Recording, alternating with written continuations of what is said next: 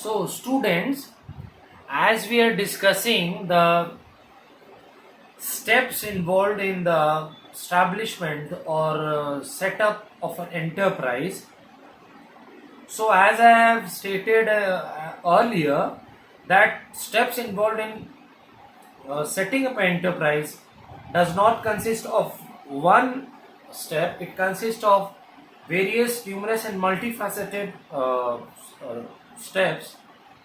So, we have discussed the two steps earlier, that is selecting the line of business and therefore deciding the size of unit. Now moving on to the third step, that is choosing the form of ownership. So students, you are very much aware or you will be aware in the coming months that choosing the form of ownership is broadly classified into three categories. That is sole proprietorship, and then partnership and joint stock company. So a business can be held by three forms of ownership, that is sole trader, partnership, and joint stock company. First, let me give you a meaning of sole trader. A sole trader is a person, or a sole proprietorship is a person who have or who devises an idea, who fosters idea, or who have idea to launch that idea into and execute that idea, implement that idea with combining all the various factors of production such as land, then finances, etc. So sole trader is a person who carries on the business exclusively for himself, and all the risk is taken by that person individually, and all the finances is being borne by that individual. So all the profits and losses will be borne by him or herself. So sole trader is a person who is engaged in running the business enterprises, and all the factors such as managerial skills, inducement of finance, infusion of finance in the business, risk taking is all dependent on the person. The risk taking is done by that person. And while the partnership is the association or the voluntary association of persons, those who want to carry on the business having the same motive or objective, and then investment of capital from each partners coming into the business, and then there is a diffusion of risk among the partners, and the profit of the business is shared, and well, as well as the losses of the business. So, partnership is a type of business form of ownership where there is a voluntary association of person who have mutually exclusively agreed on terms and conditions to carry on the business jointly, and therefore they contribute the capital into the business and carry on the business with the assistance of their technical managerial skills, putting all the efforts, taking the risk. So there is a diffusion of risk, distribution of risk, because there are multiple partners in a partnership, and the distribution of profits, the division of profit is held between the partners. While in the case of sole trader, the risk was borne by that person, the profit and loss was borne by that person, and the investment and the finances were done by the single person only. Now we move to the next, that is joint stock companies. Sole trader, partnership, now joint stock company. Joint stock company, when the sole trader and partnership face some limitations, there were some obstacles. So joint stock company came into the foray. And meaning of joint stock company, do listen carefully. Joint stock company is a company which is an incorporated association, which means it is a registered company having a separate legal entity, means it is a its entity or individual existence is created by law. It is an artificial person which is created by law, having a perpetual succession. Perpetual succession means that it will not come to halt, the business operation will not come to halt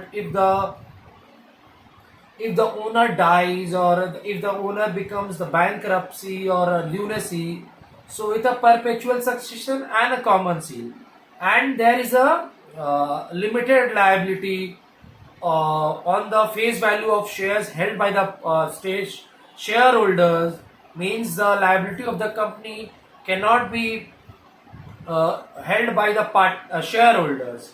And one more thing, that there is a transferability of shares or interest can be given freely and with the consent of the other shareholders. So these were the meaning of sole trader, your partnership, and joint stock company. So choosing the form of ownership while selecting the business enterprise comes into three categories. We have discussed the meaning and definition of sole trader, partnership, and joint stock. And while choosing the form of ownership, there are some factors which should be taken into deep consideration, because choosing the form of ownership of a company should be very much technically feasible, viable, and optimal and reasonable, because it determines the division of profits. Sole trader takes away all the profits, while partnership helps in distributing the profit among the partners, because in sole trader 100% capital is introduced by one person, while in partnership the capital finance which is introduced by several partners or multiple partners, so the division of profit will happen. Then authority and liability, while authority of owners means that the owner will have the full authority, like if sole trader is having 100% authority over a business. Partnership, if there are two partners, they will having 50-50%. If there are four partnership in a partnership firm, they are having 25%. And liability means the act done by the person who are held liable for their actions. So sole trader, they are doing the task, they are carrying all the task by them himself or herself, so they are 100% liable and accountable. While in partnership, the partners are held liable. While in joint stock company, the board of directors, the management experts, these are held liable. While the continuity of business means if sole trader dies, suppose if sole trader dies or sole trader becomes bankruptcy or becomes instability or lunacy, so the business operation activities stand still or halts. But in case of partnership, there are two or several or multiple partners. If a partner becomes mad, or if a partner becomes lunatic, or if a partner becomes bankruptcy, insolvency, then also the partnership business continues. And so that is, and in the form of joint stock company, it continues because there is always some board of directors, panel members, there is someone to replace someone. So that is known as perpetual succession. And transferability of shares means your shares can be transferred from one person to another.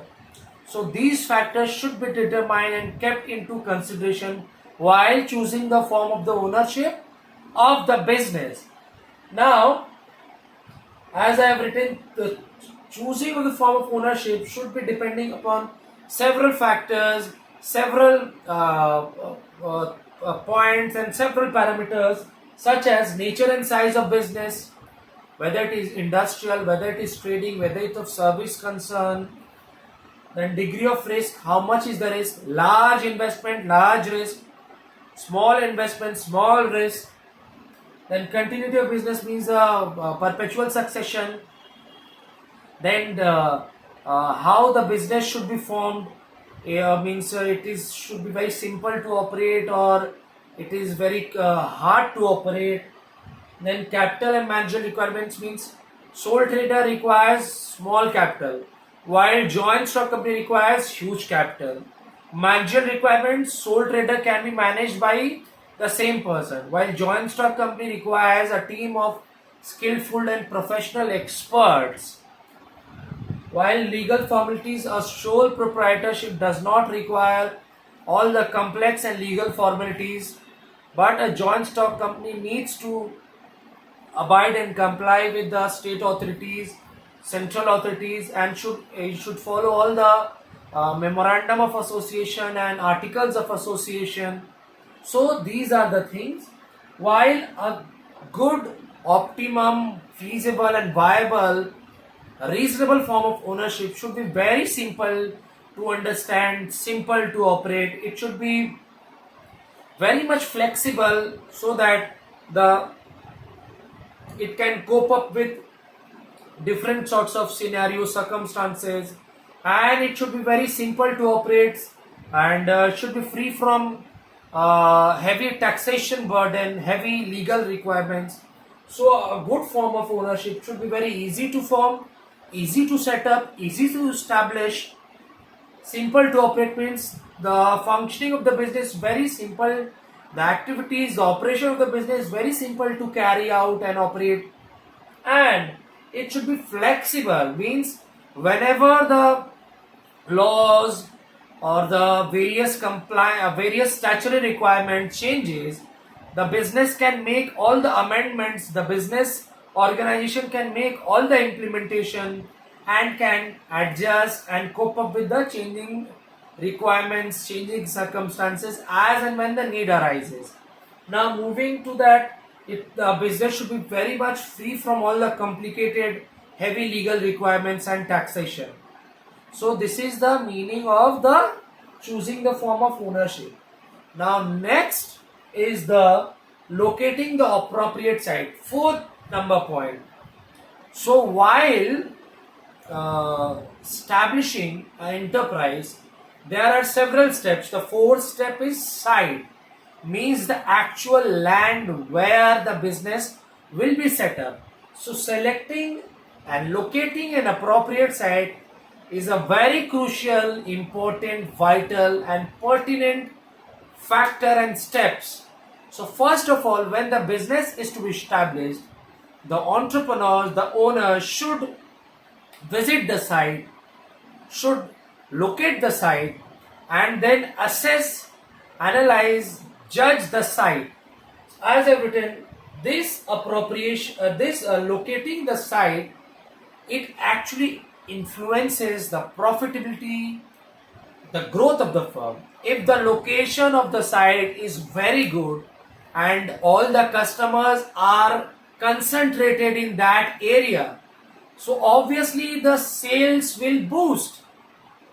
I am repeating once again, if the site, location of site is very good and all the facilities, all the customers are in proximity and vicinity and all the customers are very much concentrated in that region, in the crux or in the influx of that region of the business enterprise, definitely influences the profitability of the firm and the growth and the future prospect of the firm. So the appropriate site influences the growth, profitability and expansion of the firm. While if the site is not good, if the site is very far away, if the site of the business organization is very remote and fragmented away from the customers, it can lead to the decline of the firm. It can hinder the and restrict the growth of the firm. So as I've written, you can see it influences the cost, profitability, growth and future prospects of the firm. While an unfavorable, inappropriate selection of site can lead to restriction and hinder the growth of the firm. So objective of location, the appropriate site, is to find out the optimum, reasonable, viable and accurate location where the customers, the customer is very huge, large, and all types of customer are there. Small income, large income, middle income groups, and the customer base is very huge. It's very much densely concentrated in that area. So location is a three-stage tier or three-stage level process where it combines three stage or three level. First is region, second is choice of locality or community, and third one is selection of site. Region means where the the site is located, where the business site is located. It should be located in the heart of the city. It should be located near the proximity or vicinity of the customers, so that the customers can easily go and have access to that business enterprise. All the facilities and amenities should be there, whether it's banking, transportation, labor availability, raw materials and resources availability. So, as I've written, the region should be very much feasible, viable, optimal, keeping in mind access to raw materials, availability of labors, transportation facilities, banking, getting a huge consumer base.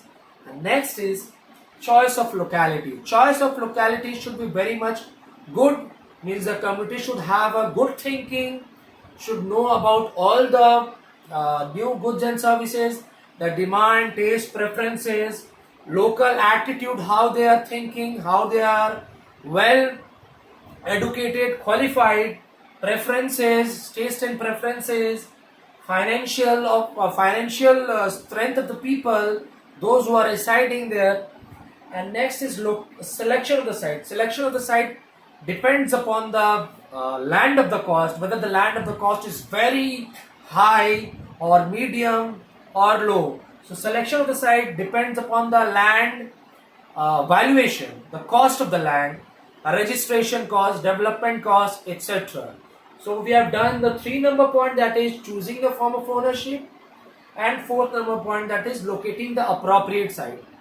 So now students, it's your turn.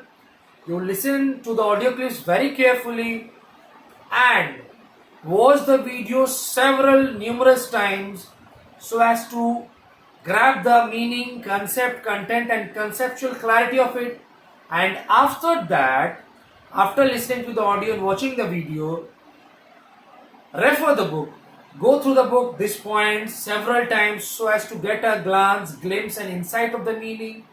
And after that, if you face any sorts of doubts or any sorts of queries arises, do revert back it to me. I'll provide you the required assistance. So you can look at the point and go through the point. Whatever key terms I've written, you can write it down at your respective BST copy.